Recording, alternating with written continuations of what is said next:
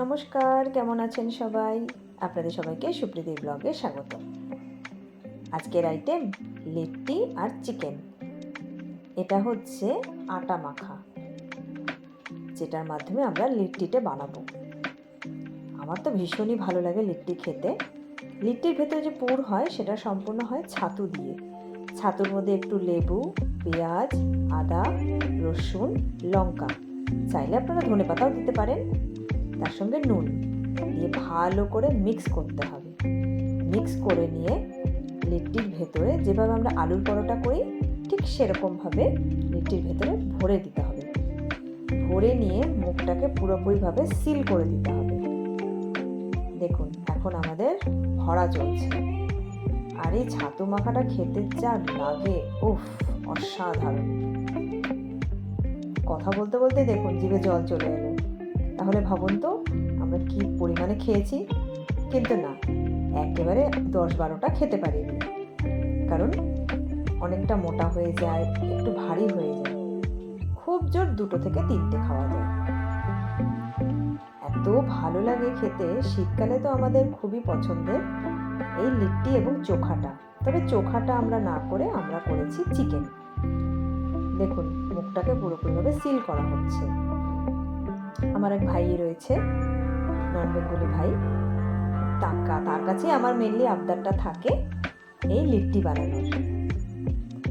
ভীষণ সুন্দর করে লিট্টিটা বানায়। আরেক ভাই রয়েছে যে আমাদেরকে চিকেনটা করে খাইয়েছে। একদম পুরোপুরি আমরা নন বেঙ্গলি স্টাইলে খেয়েছি, কিন্তু খেতে অসাধারণ হয়েছে, ভীষণ ভালো। এবার আস্তে আস্তে এটা রেডি হয়ে যাচ্ছে।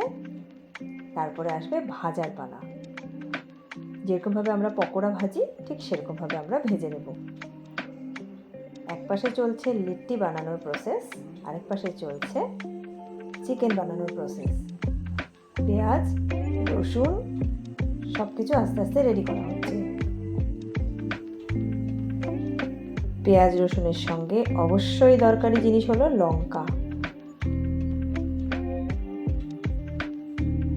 এখানে 2টো বোন রয়েছে যাদের দায়িত্ব হচ্ছে রসুন এবং পেঁয়াজ কাটা, লঙ্কা কাটা। এক বোন তো ঝাল একদমই কম খায়, তার জন্য আমরা চেষ্টা করেছি মোটামুটি ভাবে লঙ্কা দেওয়ার। কিন্তু আমি তো ঝাল খেতে ভীষণ ভালোবাসি, তাই যখন ভাই রান্না করছিল সেই সময় বলা হয়েছে গোটা গোটা লঙ্কা যেন থাকে, না হলে কিন্তু খেতে ভালো লাগবে না। একজন কম ঝাল খায়, একজন বেশি ঝাল খায়, আমাদেরকে তো সবারটা মেনেই চলতে হবে বলুন। এবার আমাদের আস্তে আস্তে তৈরি হচ্ছে ভাজার পর্ব। দেখুন, কড়াইতে তেল দিয়ে আমরা ভাজতেও দিয়ে দিয়েছি। যখন পুরো লাল লাল হয়ে যাবে তখন আমরা তুলে নেব। ঠিক যেভাবে আমরা অনেক সময় বেগুনি করি বা পেঁয়াজি করি বা যে কোনো রকম পকোড়া, কিন্তু চিকেনটা হয়েছে অন্য স্টাইলে। তেজপাতা, গরম মশলা এবং অবশ্যই রসুন ফোড়ন দিয়ে প্রথমে এই 3টে দিয়ে ভাজা হয়েছে, সেই জন্য না টেস্টটা একদমই অন্যরকম এসছে।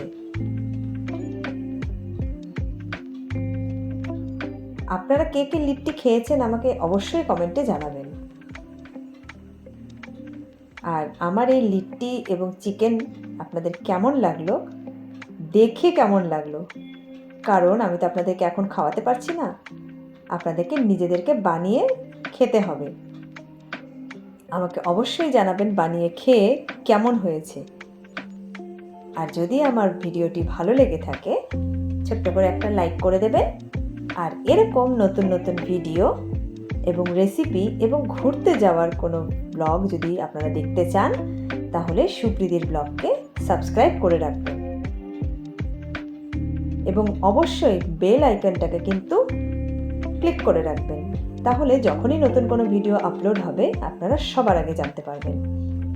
সব রকম মশলা দিয়ে এবার চিকেনটাকে কষানো হবে। এর মধ্যে যা যা মশলা আমরা দিই, লঙ্কা গুঁড়ো, ধনে গুঁড়ো, জিরে গুঁড়ো সব কিছু দেওয়া হচ্ছে। তার সঙ্গে নুনটাও দেওয়া হয়েছে। হলুদটা পরিমাণে কম দেওয়া হয়েছে, হলুদটা আবার একটু পরে দেওয়া হবে। পেঁয়াজ, রসুন, লঙ্কা সব কিছু দিয়ে নাড়া হচ্ছে। এবার চিকেন দিয়ে কষানো হচ্ছে। উফ, দারুণ লাগছে দেখতে। আমার মনে হচ্ছে আপনারা দেখতে দেখতে আপনাদেরও জিভে জল চলে এসছে, কি তাই তো? তাহলে ঝটপট বাড়িতে তৈরি করে নিন লিট্টি চিকেন। খেয়ে নিয়ে আমাকে অবশ্যই জানাবেন কেমন লাগলো।